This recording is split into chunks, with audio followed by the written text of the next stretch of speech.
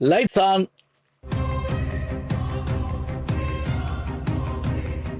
வணக்கம். திங்கக்கிழமை பிறந்துருச்சுங்க. எனக்கு ஆச்சரியமா இருக்குது. ஒவ்வொரு மண்டே மோட்டிவேஷன் பேசுகிறப்போ அதுக்குள்ளேயே ஒரு திங்கக்கிழமை வந்துருச்சு. 7 நாளைக்கு ஒருக்க திங்கள் வருதா, 3 நாளைக்கு ஒருக்க வருதான்னு கூட நான் யோசிக்கிறேன். என்ன தெரியுமா காரணம்?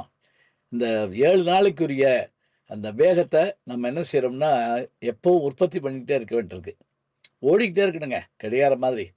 அதே மாதிரி எப்பவும் வியந்து பார்க்குற விஷயம் என்ன தெரியுங்களா? விரைவாக போகிற ரயில், அழகா கொட்டுற அருவி, விண்ணில் பறக்கிற அந்த விமானம். அதுவும் அதை காட்டிலும் அந்த காலத்தில் இந்த ராக்கெட் போகுதுன்னு நாங்கள் சொல்லிட்டு இருப்போம். இப்படி பெரிய கோடு மாதிரி ஒன்று போகும். ஜெட் விமானம், ஜெட் விமானம்லாம் நாங்கள் சொல்லுவோம். அதே போல் சர்ன்னு பறக்கக்கூடிய பறவை, பட்டார்னு அப்படி உள்ளே போய் அந்த மீனை கொத்திட்டு மேலே வரக்கூடிய கிங்ஃபிஷர் அப்படின்னு சொல்லக்கூடிய அந்த மீன் கொத்தி பறவை, இதெல்லாம் பார்க்க மணலில் இருக்கிறப்ப நம்முடைய மனமும் அதுக்கேற்றபடியான வேகத்தை எடுத்துருது. இந்த வேகத்தோட நான் முதல்ல ஒவ்வொரு வாரம் சொல்கிற மாதிரி யாராவது ஒருத்தருடைய வரலாறு அல்லது ஏதாவது ஒரு செயல், நம்ம பார்த்த ஒன்று, அப்படி ஏதாவது ஒன்று நம்மளை பாதிச்சா அதையும் சொல்லிடுறோம். இப்போ இந்த வாரம் நான் இந்து தமிழ் திசையில் கார்த்திக்ங்கிறவர் ஒரு தொடர் எழுதிட்டு வர்றாரு. அதில் ஒரு செய்தி ஒன்று பார்த்தேன். நான் ஏற்கனவே இதில் படிச்சிருக்கிறேன் அவரை பற்றி. மைக்கேல் ஃபெல்ப்ஸ் இப்படி ஒருத்தர். இது நீங்கள் என்ன புதுசாக இருக்கு, யார் இவர் அப்படின்னு யோசிப்பீங்க. இப்போ காரணம் என்ன தெரியுங்களா? நம்ம கவனம் பூரா கிரிக்கெட்டு, இப்போ ஃபுட்பாலு, இது தவிர நம்ம பெருசாக ஒன்றும் யாரையும் பற்றி கவலைப்பட மாட்டேங்கிறோம். எல்லாருக்கும் அந்த காலத்தில் இந்த நீச்சல் தெரிஞ்சே இருக்குங்க, கிராமத்தில் இருக்கவங்களுக்குலாம். ஏன்னா ஆற்றுல, குளத்துல, கம்மாயில், ஏரியில் எப்படின்னு விளையாட போகிறப்ப நீச்சல் பழகிடுவோம். இல்லாட்டி தள்ளி விட்டுருவாங்க, அது வேற.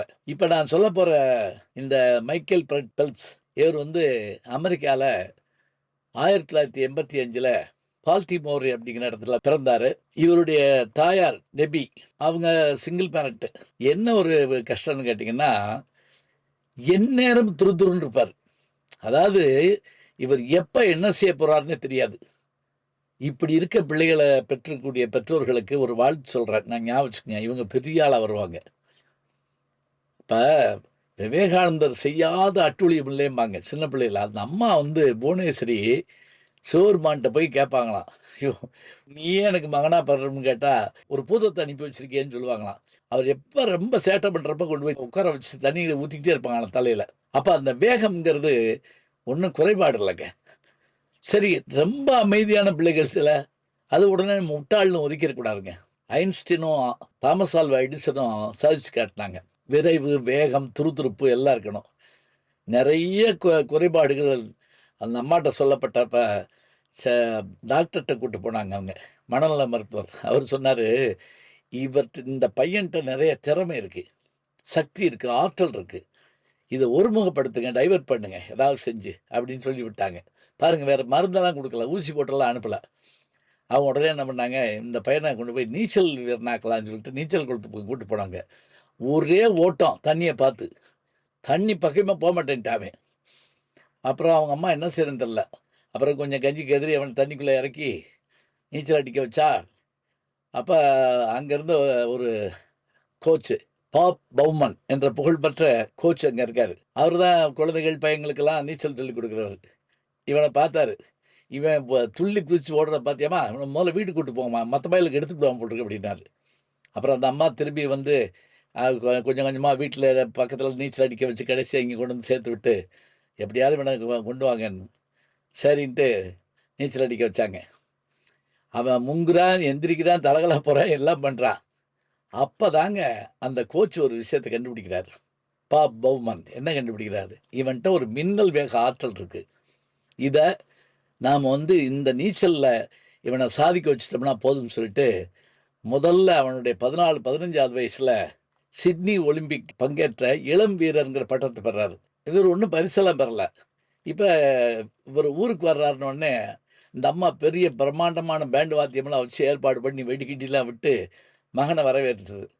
அப்போ மௌனமாக இருந்து அதை பார்த்துக்கிட்டே இருந்தவர் யார் தெரியுங்களா? அவருடைய அந்த கோச்சு.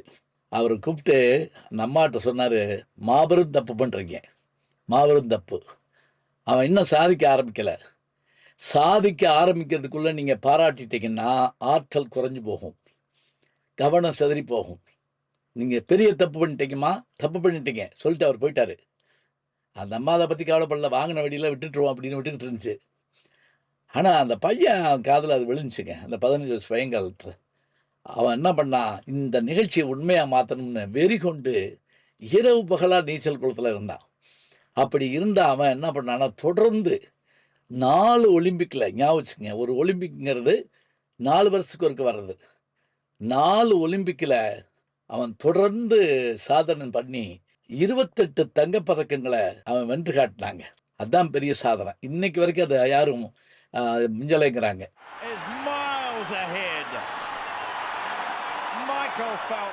28 தங்கப்பதக்கம்னா எப்படின்னு பாருங்க. 2012ஆம் ஆண்டு இவர் யார் ஜெயிச்சார் அப்படின்னா, 7 முறை ஒலிம்பிக்கில் தங்கப்பதக்கத்தை வென்ற ஒரு வீரரை இவர் ஜெயிச்சு காட்டுறாருங்க. அதாவது 2012, 2016, இப்போ 5 பதக்கங்கள், 8 பதக்கங்கள், 10ஆவதுக்கு வெள்ளி பதக்கங்கள் எல்லாம் நீங்கள் கொண்டு வர்றான். இவனை எப்படி செல்லமாக கூப்பிடுவாங்கன்னா, பால்டிமோர் புல்லட் ஃப்ளையிங் ஃபிஷ். இந்த ஃப்ளையிங் ஃபிஷ் நீங்கள் பார்த்துருக்கீங்களா? நான் பார்த்துருக்கேங்க. பறக்கும் மீன். அதாவது எங்கள் ஊரில் பெரிய வெள்ளம் வர்றப்ப ஆற்றுக்குள்ளே இறங்க முடியாமல் நின்றுட்டுருப்போம். அந்த தண்ணி பெருசாக கொஞ்சம் தெரியுது பார்த்தீங்களா? அந்த நேரம் ஆயிரக்கணக்கான மீன்கள் அப்படி பாஞ்சு பாஞ்சு பாஞ்சு பாஞ்சு பாஞ்சு தண்ணி எதிர்த்து போகுங்க. எங்கேருந்து வந்துச்சுன்னு எங்களுக்கு தெரியாது. எங்களுக்கு அப்போல்லாம் கேமராவும் கிடையாது, ஒன்றும் கிடையாது, செல்லும் கிடையாது. ஆனால் கைதட்டுவோம். அது வெள்ளி மாதிரி அது மின்னும் அப்படியே. ஃப்ளையிங் ஃபிஷ், பறக்கும் மீன் கத்துவாங்க எல்லாரும். யாராவது தப்பி தவறி இதை பிடிச்சிட்டு வந்துடுவாங்க சில பேர் உள்ளே குதிச்சு. அப்படி ஒரு பேர் இவருக்கு கிடச்சிச்சு அப்படின்னு சொன்னால், இப்போ பாருங்கள், இன்றைக்கும் தன்னுடைய 41வது வயதில் அவர் ஓய்வு பெற்றதாக அறிவித்தாலும் கூட சாதனை தாங்க. துருதுருப்பான பிள்ளைகள் சாதனைகளை செய்து காட்டுவார்கள். ஒன்றுக்கும் உதவ மாட்டான். இதுதான் அவங்க அம்மாட்ட எல்லாரும் சொன்ன முதல் வார்த்தை. உதவாதவன் ஒலிம்பிக்கில் ஜெயிப்பானா? ஜெயிச்சு காட்டினாருங்க. அதுதான் சிறப்பு. அரவணைக்கும் தாயாரும் மிகச்சிறந்த பயிற்சியாளரும் வெல்ல வேண்டும் என்ற எண்ணமும் உடைய அந்த வீரர் சாதித்து காட்டினார். துள்ளிக்கிட்டே இருக்க பிள்ளைங்க என்ன செஞ்சிட போகுது அப்படின்னு நினைக்கக்கூடாது. அம்மாவுடைய ஆதரவு கிடைக்காம போயிடக்கூடாது. சரியான பயிற்சியாளர் இல்லாமல் போயிடக்கூடாது. எல்லாத்துக்கும் மேலே எப்படி தான் கொண்டு போனாலும் குதிரை தானாக தான் தண்ணி குடிக்கணும்பாங்க. அதுபோல் ஜெயிக்கணுங்கிற எண்ணம் தனக்கே வரணும். இந்த எண்ணத்தோடு நாம் நம்மை தயார் செய்து கொண்டால் நிச்சயமாக சாதனைகளுக்கு சொந்தக்காரராக மாறிவிடுவோம். நான் சொன்ன செய்தியெல்லாம் போன நூற்றாண்டு 2000 வருஷத்துக்கு முதல்ல இல்லைங்க. இப்போ நான் சொன்ன விஷயங்கள் நீங்கள் அவருடைய வெப்சைட்டுக்குள்ளே போய் பாருங்கள், அவருடைய உருவத்தை பாருங்கள், அவருடைய செயல்பாட்டை பாருங்கள். இத்தனை செயல்பாடுகளை சாதித்து காட்ட முடியும் என்றால் மனித ஆற்றல் அளப்பரியது. இந்த ஆற்றலை ஒருங்கிணைத்தால் நாம் எல்லாவற்றிலும் சாதித்து காட்டலாம். நல்ல செய்திகளை நாளும் சிந்திப்போம். நாளை சந்திப்போம். நாளும் நல்ல தமிழ் கேட்க முனைவர் ஞானசம்பந்தம் அவர்களின் கேளுங்கள். கண்டிப்பாக கேளுங்க. நான் கேட்டுட்டு இருக்கேன். நம்முடைய ஜி ஞானசம்பந்தன் யூடியூப் சேனலை தொடர்ந்து எக்ஸலம், இன்ஸ்டாகிராம், ஃபேஸ்புக், வாட்ஸ்அப் என்று அனைத்து தளங்களிலும் நாம் இயங்கிக் கொண்டிருக்கின்றோம். நீங்களும் எங்களோடு வாருங்கள்.